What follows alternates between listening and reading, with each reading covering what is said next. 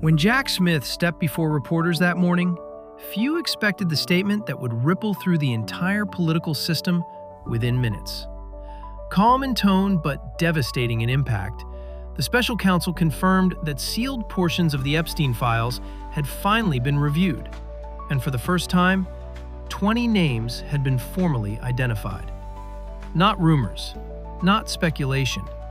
Verified individuals tied directly to travel records, financial transfers, and private communications connected to Epstein's network.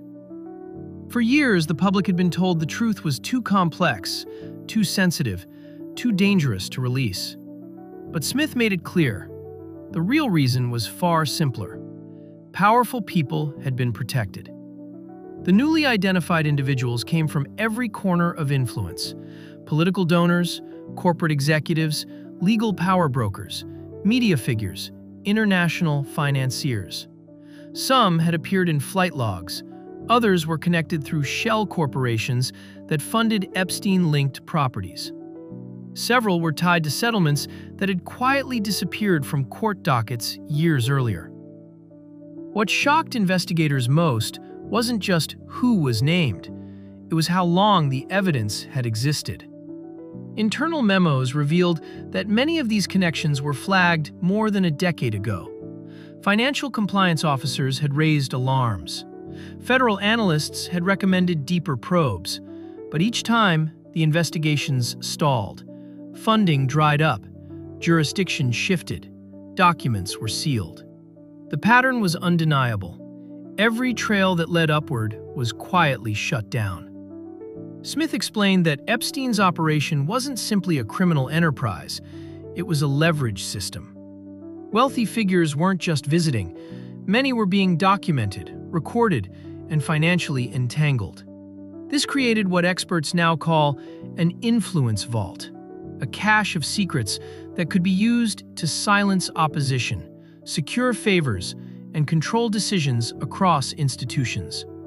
In other words, Epstein wasn't just exploiting victims, he was building power. Once the 20 names surfaced, journalists began connecting timelines. Policy decisions suddenly made sense. Court rulings that once seemed strange now appeared calculated. Regulatory agencies that had dropped investigations were tied to donors linked to the list. It was a web, and Epstein had sat at the center of it. Former prosecutors admitted what many had long suspected.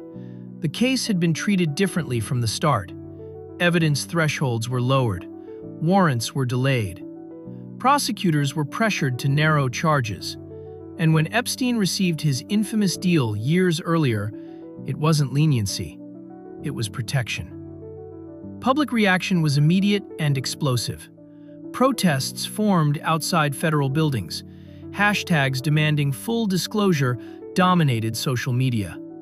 Victims' advocates called the revelations both validating and heartbreaking, proof that justice had been delayed not by failure, but by design. One former investigator summarized it simply: "This wasn't incompetence, this was control." Smith confirmed that additional names may still remain sealed as financial forensics continue. Billions in transactions are now being reviewed across international banking systems. Several shell corporations tied to Epstein's funding streams have already been frozen.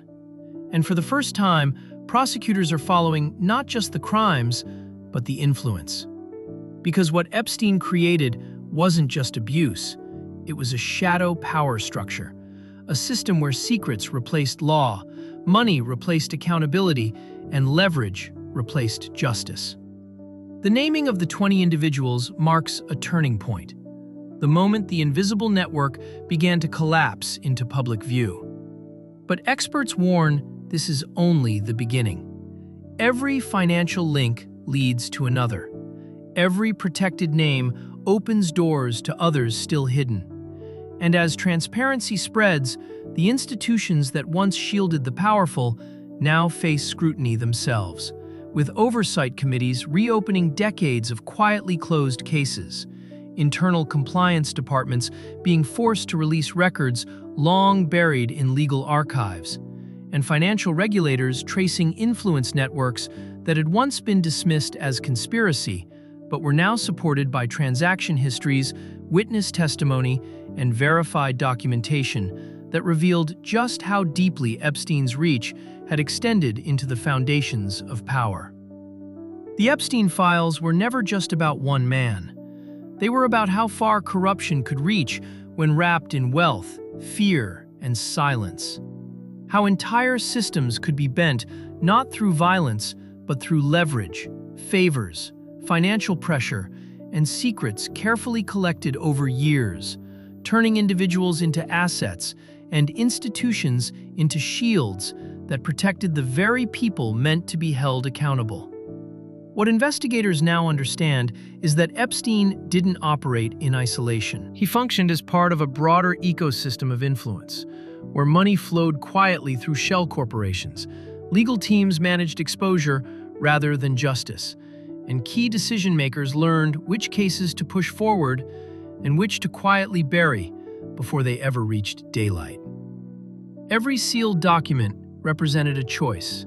Every delayed warrant represented a decision. Every vanished witness list represented intervention. And together, they formed a system that allowed abuse to continue while preserving the public illusion of lawful process.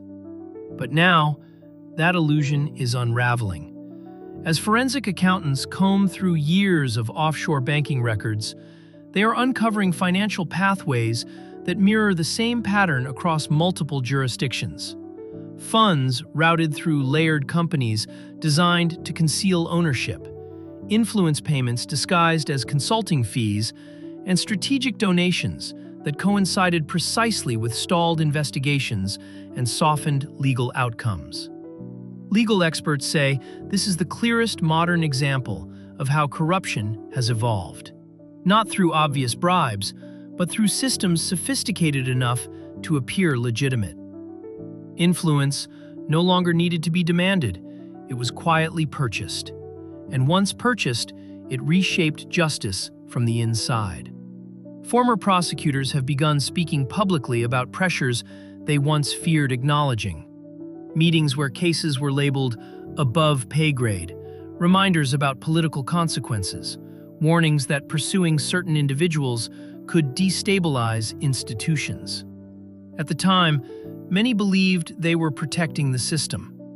Now they realize the system was protecting corruption. Victims who were once silenced by settlements and intimidation are finally being heard. Their testimonies are reopening timelines long thought closed, connecting names, locations, and financial transactions into a unified narrative that exposes how organized the protection truly was. Not random, not accidental, engineered. And as public trust wavers, governments face a new reality. The same secrecy that once preserved power now threatens it. Citizens are demanding transparency laws with real enforcement. Judges are reconsidering sealed file practices. Journalists are collaborating across borders to follow financial trails that can no longer be hidden by jurisdiction. Because once truth becomes collective knowledge, it becomes unstoppable. Experts warn that what's coming next may be even larger. The Epstein files are only one node in a broader global network of financial leverage and institutional shielding that spans industries, countries, and decades. Wherever secrecy meets power, similar systems thrive, and now those systems are under the microscope. History shows that corruption doesn't collapse all at once. It fractures, it leaks, it slowly loses control over the narrative until exposure becomes inevitable. That moment has arrived. The era where influence could quietly override justice is facing something it was never built to withstand: sustained transparency. Because secrets can survive in darkness, but not in daylight. And once daylight spreads far enough, even the most protected empires of silence begin to fall.